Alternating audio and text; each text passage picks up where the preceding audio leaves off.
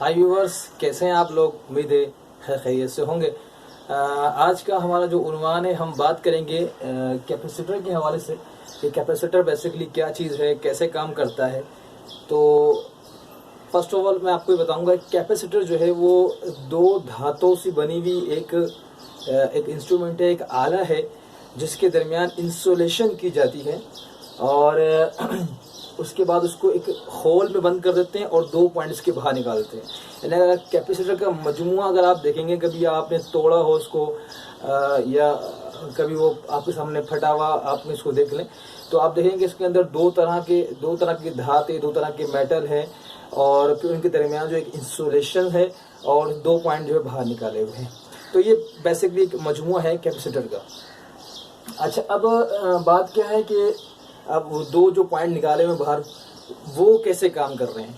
तो ये देखिएगा कि कैपेसिटर के अंदर जो 2 धातें होती हैं, उन 2 धातुओं को हम जब चार्ज कहते हैं, कैपेसिटर चार्ज करना, जो उसको जब हम चार्ज करते हैं वो कैसे होता है, वो बेसिकली इस तरह है कि जब हम उसको सप्लाई देते हैं कैपेसिटर को, तो पोटेंशियल डिफरेंस की वजह से मुस्बत इलेक्ट्रॉन, यानी कि जो 2 धातें हैं उन दो धातुओं के दरमियान इंसुलेशन है।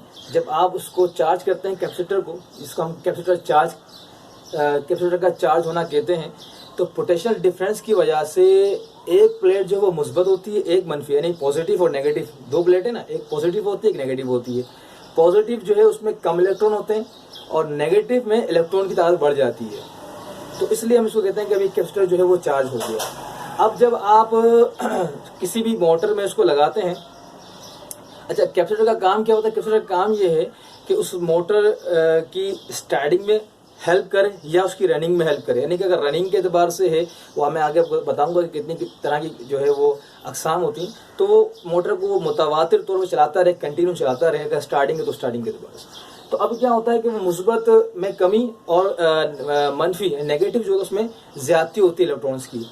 अच्छा, जब हम कैपेसिटर का चार्ज, यानी कैपेसिटर हम चार्ज कर लेते हैं, तो अब क्या करते हैं, दोनों टर्मिनल को किसी कंडक्टर के साथ मर्ज कर लेते हैं। यानी कि आप किसी भी एतबार से जो है वो कैपेसिटर कहीं भी लगाना चाह रहे हैं, अपनी अपनी नौयत के एतबार से, फ्रिज में, एसी में, और जिस किस्म का लगाना चाह रहे हैं उस एतबार से, रेंगे वगैरह वगैरह, तो आपने लगा दिया। अब क्या होगा, जब आप उसको कंडक्टर से कनेक्ट कर देंगे तो जो नेगेटिव साइड है, जहाँ पे नेगेटिव इलेक्ट्रॉन ज़्यादा हुए थे, वो क्या होगा, वो मुस्बत की तरफ आना शुरू हो जाएगा, जिसकी मदद से, जिसकी कोस से जो है मशीन जो है वो जिस एतबार से, जिस नोए से आपने लगाया है, वो काम करना शुरू कर देगा। अगर स्टार्टिंग है तो स्टार्टिंग, अगर रनिंग है तो रनिंग।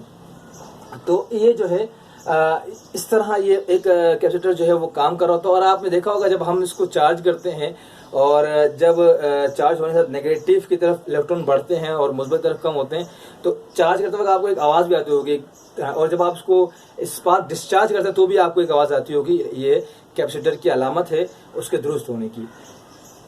तो इस तरह कैपेसिटर जो है वो काम कर रहा होता है। और ये भी याद रखिएगा कि जितना इलेक्ट्रॉन्स जो है वो मनफी साइड पे जमा होगा, यानी कि मैंने बताया कि 2 धातें, एक नेगेटिव होते एक पॉजिटिव, जितना इलेक्ट्रॉन नेगेटिव में जो है वो जमा होता जाएगा, उसी एतबार से उसकी कैपेसिटी जो है हम बताते हैं। और ये भी जो एक काबिल गौर बात है कि हम जब इसकी बात करते हैं कैपेसिटर की, तो हम बात करते हैं फ्राइड के अंदर, माइक्रोफ्राइड, माइक्रोफ्राइड, इस तरह। और वो इसकी जो एक निशानी है जिससे हम बयान करते हैं, उसको हम म्यू एफ कहते हैं। वो बजाय यू टाइप का लगता है, लेकिन वो यू नहीं, उसको हम म्यू कहते हैं, म्यू एफ, वो हम इस तरह शो करते हैं। अब आज जब बयान करेंगे कि भाई कितने फ्राइड कैपेसिटर है, या कितने माइक्रोफ्राइड कैपेसिटर है, या कितने म्यू एफ का कैपेसिटर है, तो ये भी जो है वो इकाई है और इस तरह बयान करना चाहिए हमें, ताकि हमारे जो इस तरह के अल्फाज है, टेक्निकल जो वर्ड है, वो हमारी ज़ुबान पर चलें और हम जब किसी के सामने इंटरव्यूज़ में बैठें तो उसको लगे कि हाँ, ये बंदा जो है सुलझा हुआ है, समझदार है, पढ़ा लिखा है और एक काम से वाकिफ़ है। तो ये जो है वो एक तरह से जो होता है। और ये भी याद रखिएगा कि कैपेसिटर का जो इन्हिसार होता है वो 2 प्लेटों और उनके दरमियान इंसुलेशन में होता है। जैसे बता दें, पॉजिटिव और नेगेटिव प्लेट होती है और उनके दरमियान इंसुलेशन होता है। अच्छा, ये भी याद रखिएगा कि जितनी ज़्यादा प्लेटें होंगी, यानी कि जितनी बड़ी प्लेटें होंगी, तो ये डायरेक्टली प्रोपोर्शनल, उतनी ज़्यादा कैपेसिटी बढ़ जाएगी, और जितना ज़्यादा इंसुलेशन होगा दरमियान में उतनी कैपेसिटी कम हो जाएगी। यानी कि एक इन्वर्सली प्रोपोर्शनल, एक डायरेक्टली प्रोपोर्शनल है। प्लेटें बड़ी, डायरेक्टली प्रोपोर्शनल, इंसुलेशन बड़ी तो इन्वर्सली प्रोपोर्शनल। इस तरह जो है ये कैपेसिटर वर्क करता है। अच्छा, कि हम इसकी किस्मों की बात करें, हो सकता है कि मार्केट में या आपके जहन में बहुत सारी किस्में हो सकती हैं, लेकिन जितना मेरा अपना मुताला है और जो मैंने जितना मेरा अपना एक्सपीरियंस है, उस एतबार से हम 3 तरह कैपेसिटर को डिवाइड करते हैं। एक होता है रनिंग कैपेसिटर, एक होता है स्टार्टिंग कैपेसिटर, एक होता है फैन कैपेसिटर। अच्छा, रनिंग कैपेसिटर का वर्क क्या है? उसका वर्क ये है कि वो मशीन को मुतवातिर चलने में जो है वो हेल्प करे, ताकि आपकी मोटर, आपका कंप्रेसर, आपकी मशीन जो है वो कंटिन्यू चलती रहे। और हर जैसे कि एसी है, उसके एतबार से उस माइक्रोफैराड का या म्यू एफ कैपेसिटर होगा, या अगर फ्रिज है तो उसके एतबार से उसका होगा। अच्छा, स्टार्टिंग कैपेसिटर की बात करें तो स्टार्टिंग कैपेसिटर भी जिनमें स्टार्टिंग वीक हो जाती है, जिनकी स्टार्टिंग वाइंडिंग वीक हो जाती है, उनको हेल्प करने के लिए स्टार्टिंग कैपेसिटर लगा, ताकि उसका जो चार्ज नेगेटिव वो एक दफ़ा उसको पूरी पावर से जो है एनर्जेटिक होकर उस मशीन को ऑन करें और फिर वो उससे डिस्कनेक्ट हो जाए। तो इस तरह जो है वो स्टार्टिंग कैपेसिटर काम करता है। इसका भी अपने अपने एतबार से जो आप बेहतर समझते हैं उस एतबार से आप कैपेसिटर पर इस्तेमाल करते हैं। नंबर 3 होता है fan capacitor. Fan capacitor basically starting capacitor होता है, बिल्कुल उसी तरह का वर्क होता है। बस इन सब में जो एक फ़र्क है वो है म्यूएफ का, फ्रॉड का फ़र्क है, माइक्रोफ्रॉड का फ़र्क है कि कम उसके लिए जो है फ़ैन के लिए वो कम माइक्रोफ्रॉड के कैपेसिटर इस्तेमाल हो रहे होते हैं और फ्रिज के ज़्यादा इस्तेमाल हो रहे होते हैं। तो ये इनकी अक़साम हैं। और इसके अलावा अगर मैं आपको बताऊँ कि अगर कैपेसिटर जो है आप उसको पैरेलल जोड़ेंगे, नहीं कि एक कैपेसिटर, दूसरा कैपेसिटर, तीसरा कैपेसिटर, आप उनको पैरेलल जोड़ते हैं, तो इस पैरेलल जोड़ने से क्या होगा, उनकी कैपेसिटी बढ़ जाएगी, उनकी कुव्वत बढ़ जाएगी। और अगर आप उनको सीरीज में जोड़ेंगे तो उनकी कैपेसिटी जो है वो कम हो जाएगी। ये एक तरीका है। वैसे आप जानते होंगे कि पैरेलल जो है वो लैंप किस तरह वर्क करता है और सीरीज लैंप किस तरह काम करती है, और सीरीज मकसद क्या होता है, पैरेलल का मकसद क्या होता है। और चंद एहतियातें भी मैंने यहाँ नोट डाउन करी थी। मैंने कहा ये भी बताता चलूँ अपने व्यूअर्स को कि कैपेसिटर के अंदर कुछ चीज़ें हैं वो ख़ास। एक तो ये कि कोशिश करें जिस एतबार से डिज़ाइन हुआ है ना, आप उसी एतबार से कैपेसिटर लगाएं। अब बहुत सी जगह पर मैंने देखा है कि फ़ैन चल रहा होता है, जो हमारा वॉल फैन होते हैं, तो उसमें क्या होता है कि हमारे हवा बज़ाहिर लगता है कि कम है, फील होती है, या और कोई वजह बाजार गर्मी के एतबार से, तो कैपेसिटर को चेंज कर देते हैं, यार कैपेसिटर कम हो रहा है।